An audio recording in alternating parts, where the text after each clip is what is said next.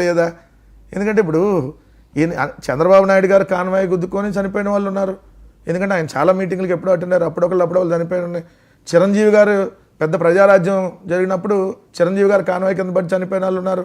పవన్ కళ్యాణ్ గారికి మన అనంతపురంలో 2023లో ఆయన కాన్వాయ్ కింద చనిపోయిన వాళ్ళు ఉన్నారు పడి.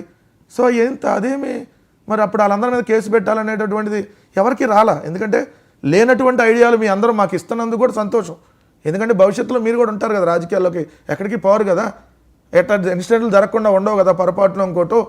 కానీ అసలు నిజంగా జరిగిందా లేదా? అది 18వ తారీఖు ఇన్సిడెంట్ జరిగింది, 22వ తారీఖు వీడియో ఎలా బయటకు వచ్చింది, 22వ తారీఖు ఉదయం ఆ 2 పత్రికల్లో హెడ్లైన్స్లో రాగానే గంటల వ్యవధిలో ఎల్లో మీడియాకి ఆ వీడియో ఎక్కడి నుంచి వచ్చింది. మధ్యాహ్నం ప్రెస్ మీట్ పెట్టి ఏఎస్పీ గారు సోషల్ మీడియాలో వైరల్ అయినటువంటి ఒక వీడియో ఆధారంగా జగన్మోహన్ రెడ్డి గారి మీద ఇంకో 2 సెక్షన్లు యాడ్ చేస్తున్నాం. ఒకటి BNS 105, ఇంకోటి 49. ఏంటి BNS 105 అంటే హత్య కిందకు రాని కల్పిబుల్ హోమిసైడ్ అంట. హత్య కిందకు రాని కల్పిబుల్ హోమిసైడ్. 249 నేరానికి ప్రేరేపించడం.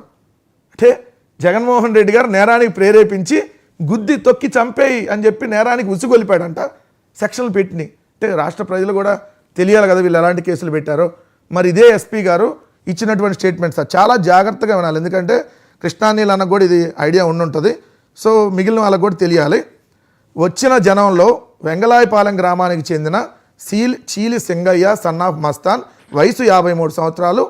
అతను తాగి ఉండి, ఎస్పీ గారు ఇచ్చిన స్టేట్మెంట్ సార్, వైఎస్ఆర్సీపీ కార్యకర్త అతనంట తాగి ఉండి కాన్వాయ్కు ముందుగా వెళ్తున్న ప్రైవేట్ కార్లకు ఎదురుగా వెళ్ళి, కాన్వాయ్కి ముందుగా వెళ్తున్న కార్లకు ఎదురుగా వెళ్ళగా car AP 26 CE 0001 Tata Safari గుద్దగా చీలి సింగయ్య రోడ్డుపై పడిపోయాడు.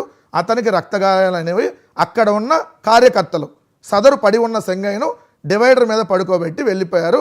హైవే రక్షక పోలీసు వారు 108కి కాల్ చేయగా అంబులెన్స్లో వచ్చి సింగయ్యను గుంటూరు GGH తీసుకెళ్ళగా డాక్టర్ గారు అప్పటికే సింగయ్య చనిపోయినట్టు నిర్ధారించారు. అంబులెన్స్ ఎక్కేటప్పుడు సింగయ్య కాలు మీద కాలేసుకొని ఉన్నాడు. సింగయ్యకు గాయాలైన మాట వాస్తవమే, కానీ అవి చనిపోయేటటువంటి గాయాలు కాదు. ఎందుకంటే మీరు పంచనామా రిపోర్ట్ కూడా చూస్తే అర్థమవుతుంది. ఒక సామాన్య కార్యకర్త ఏదైతే అంబులెన్స్లో తీసుకొని వెళ్ళినప్పుడు మా కార్యకర్తలు ఎవరిని అంబులెన్స్ ఎక్కించాలా, ASI రాజశేఖర్ అనే అతను 35 నిమిషాల పాటు సింగయ్య అక్కడే ఉంటే మా కార్యకర్తలు, అక్కడ ఉన్న కార్యకర్తలు ఏదైతే అతను ప్రైవేట్ వాహనంలో తీసుకెళ్తానంటే అతను ఒప్పుకోలా. Point number 1. ఇదే గుంటూరు GGH ఆసుపత్రిలో పంచనామా 1:30 నుంచి 3:30 సమయంలో 2 గంటల పాటు పంచనామా నిర్వహించారు. ఆ నిర్వహించిన సమయంలో ఇద్దరు DSPలు, ఒక అడిషనల్ SP, 4 CIలు, 5 SIలు ఎందుకు ఒక సామాన్య కార్యకర్త మృతదేహం పంచనామా దగ్గర ఉన్నారు? Point number 2. పాయింట్ నెంబర్ 3, అదే రోజు ఆ కుటుంబ సభ్యులు వాళ్ళ భార్య, వాళ్ళ మేనల్లుడిని వాళ్ళు ఒక స్టేట్మెంట్ రాసి పోలీసులు ఇది జగన్మోహన్ రెడ్డి గారు కారు కిందే పడిపోయి చనిపోయాడు అని చెప్పి మేము స్టేట్మెంట్ రాసాం, సంతకం పెట్టమని ఎందుకు అన్నారు? పాయింట్ నెంబర్ 3, 22వ తారీఖు మీరన్న ఆ 7 సెకండ్లు కనపడుతుంది అక్కడ కారు కింద ఒక మనిషి పడితే దొర్లుతూ తలకాయ అటు ఇటు తిరుగుతూ ఇటు నుంచి అటు వెళ్ళినా సింగయ్య మరి బతికే ఉన్నాడు.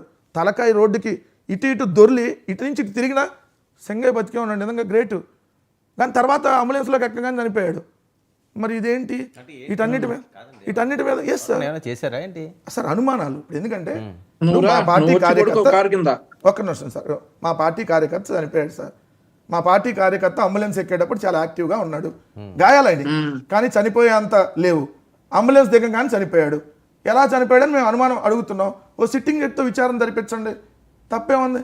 ఎందుకంటే ఇప్పుడు మీరు తప్పుడు కేసులు